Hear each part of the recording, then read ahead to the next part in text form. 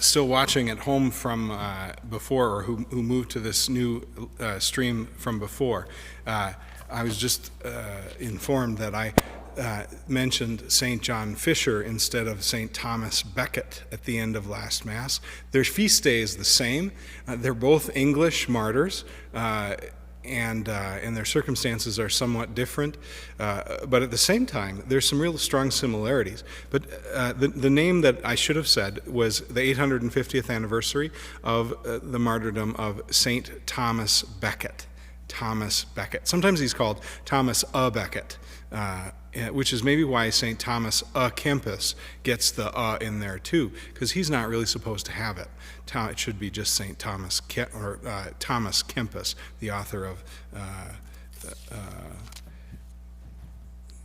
his meditations are there. Let's put ourselves into today's readings.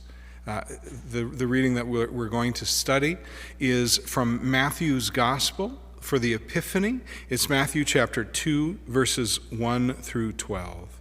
In the name of the Father, and of the Son, and of the Holy Spirit. The Lord be with you. A reading from the Holy Gospel according to Matthew. When Jesus was born in Bethlehem of Judea, in the days of King Herod, behold, Magi from the east arrived in Jerusalem, saying, "Where is the newborn King of the Jews? We saw his star at its rising, and have come to do him homage." When King Herod heard this, he was greatly troubled, and all Jerusalem with him. Assembling all the chief priests and the scribes of the people, he inquired of them where the Christ was to be born. They said to him, "In Bethlehem of Judea, for thus it has been written through the prophet, and you, Bethlehem, land of Judah, are by no means least among the rulers of Judah, since from you shall come a ruler who is to shepherd my people Israel." Then Herod called the Magi secretly and ascertained from them the time of the star's appearance. He sent them to Jerusalem and said, "Go and search diligently for the child. When you have found him, bring me word, that I too may go and do him homage." After their audience with the king, they set out, and behold, the star that they had seen at its rising preceded them until it came and stopped over the place where the child was. They were overjoyed at seeing the star, and on entering the house, they saw the child with Mary his mother. They prostrated themselves and did him homage. Then they opened their treasures and offered him gifts of gold, frankincense, and myrrh. And having been warned in a dream not to return to Herod, they departed for their country by another way. The Gospel of the Lord. So, we're talking about Herod the Great. I talked to you a little while ago about the different Herods, and this is the time of Herod the Great, the temple builder, the one who stacked the great big courses of stone, so that when you see the Wailing Wall in Jerusalem, that is the work of King Herod. That is the King Herod we're talking about. He was an Idumean by birth. And was therefore he wasn't of the line of David. So when he hears these people coming into town and saying, "We saw a star proclaiming the birth of the new king," and they've come to Jerusalem, which would be the king's city, right? And Herod, who by this time in his life starts to get paranoid about any threat to his throne, and he does some really strange things, and some kind of amazing things. But in any case, when somebody shows up at your door and says, "Hi, we're here to see your new baby," and you say, "What baby?" you're going to get a little disturbed. And what's more, if that baby is the true power, right? The stars are saying there's a new king.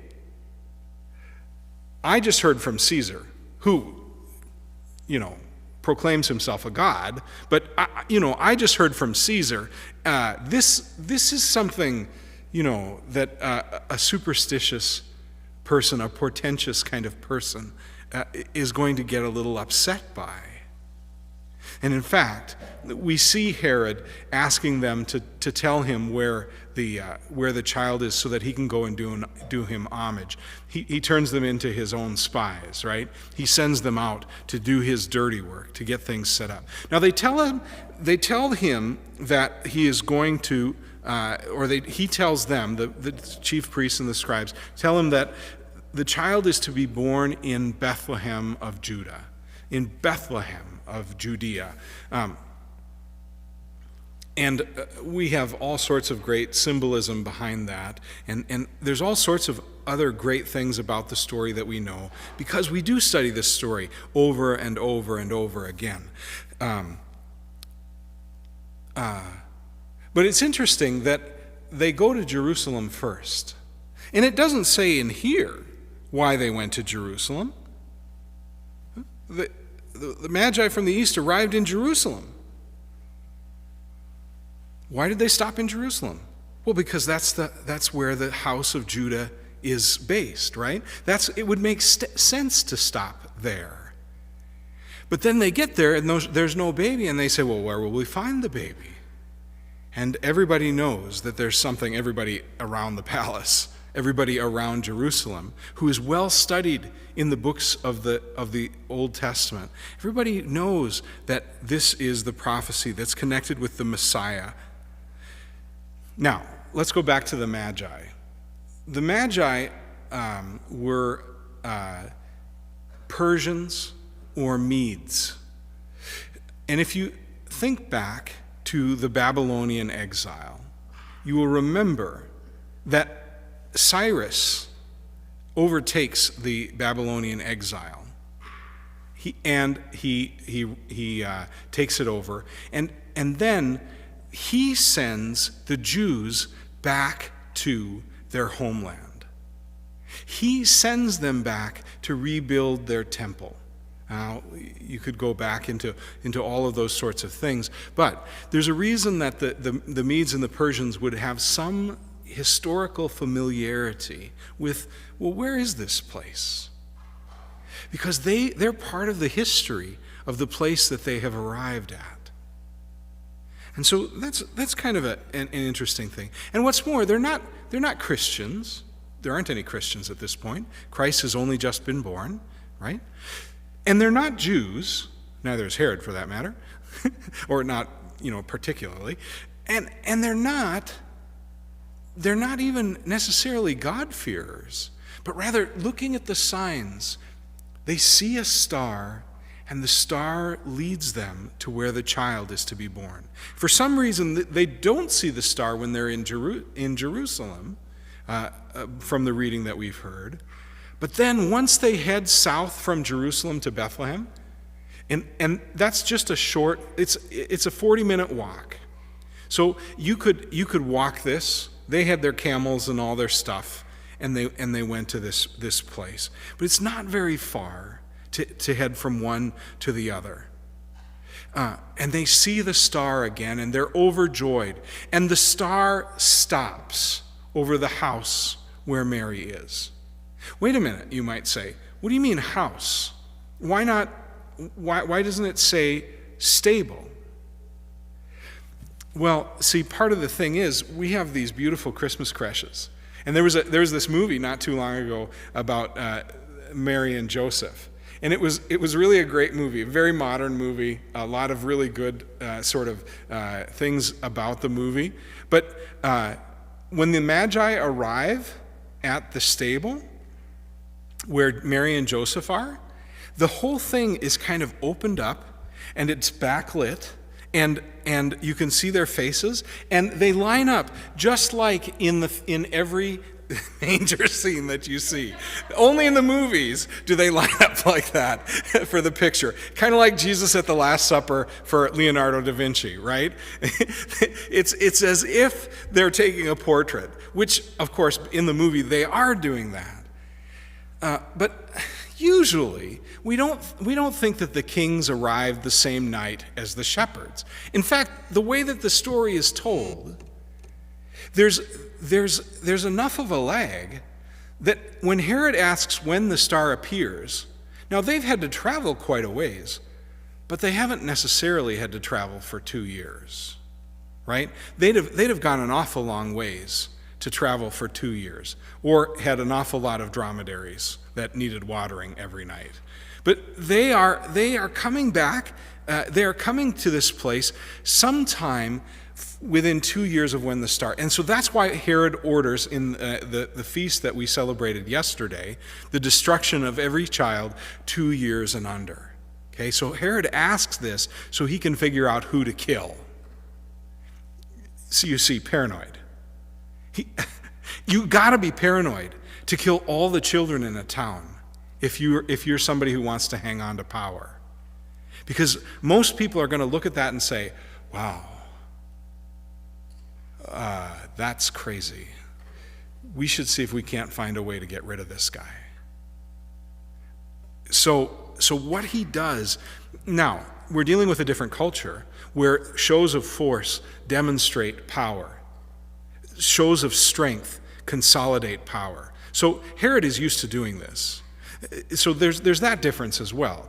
But under the Romans, this would not have lasted very long. Kings in Judea were deposed and replaced by a governor later on, right? Let's talk a little bit more about that star. And the reason I wanted to talk about that star is this. We had recently an experience where people are saying, the Star of Bethlehem is back. And that's one of the possibilities. There was a comet in the year 12 to 11 BC. There was a comet that appeared at that time that would be a good candidate for that. But we know that that's probably too early. There was a supernova in the year 5 to 4 BC. 5 to 4 BC. That's an excellent candidate because it places us right at the time when all the other things that the other Gospels are mentioning talk about it. And thirdly, in 7 BC, there was a planetary conjunction, which is what we saw a couple nights ago, if we were able to see it, but here it was cloudy, right? But that planetary conjunction was in 7 BC, which is really kind of a little early, considering all the other things that are going on. And I know some of you who are very literal are saying, what? Jesus had to be born in the year 0 BC because that's when everything starts, right? Except that the calendar didn't start then. The calendar started later, and they were figuring all these things out. And so the timing of BC AD is not necessarily exactly the timing of the birth of Christ. It's not far, and it's connected, but at the same time.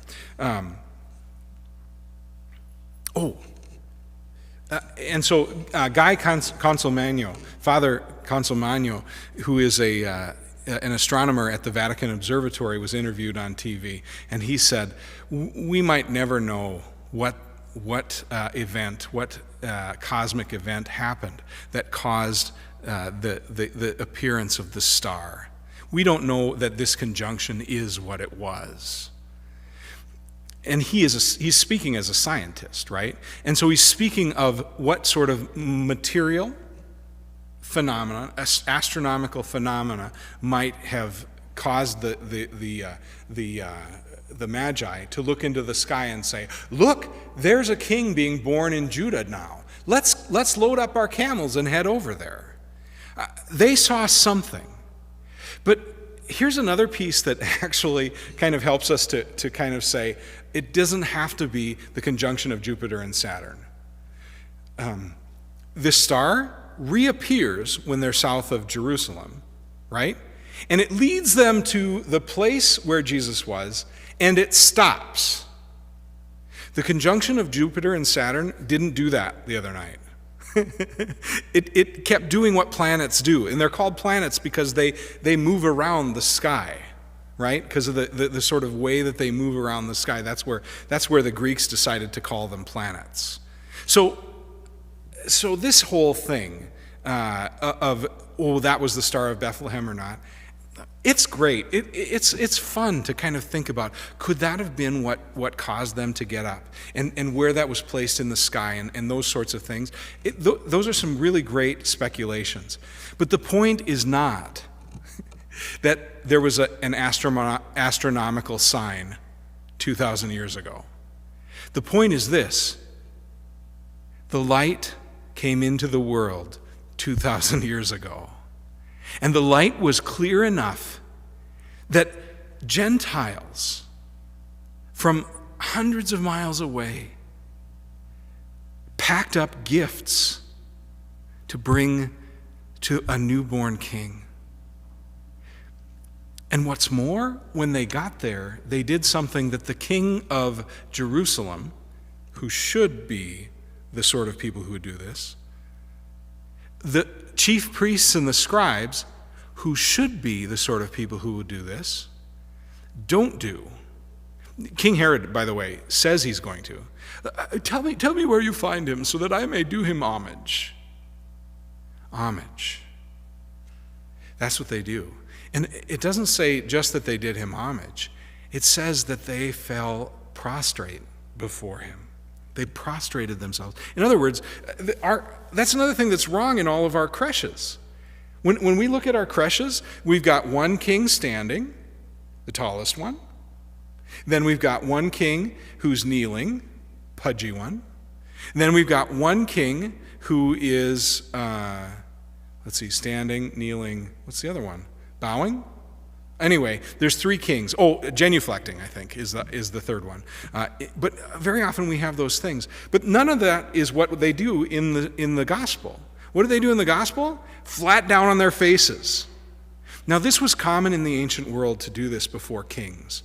But there's also things that help us to see that this is also what people would do before the king of the universe. That is to say, before the divine, before God. And the fact that these Gentiles have come to pay homage and they prostrate themselves before a foreign king points to the reality that the king that we're talking about is not just the king of the Jews, even if it's written on his cross. This is the king of the world. This is the king of the universe. And so that is another important aspect of this. The Council of Trent, I read this in a study. I didn't find this myself. The Council of Trent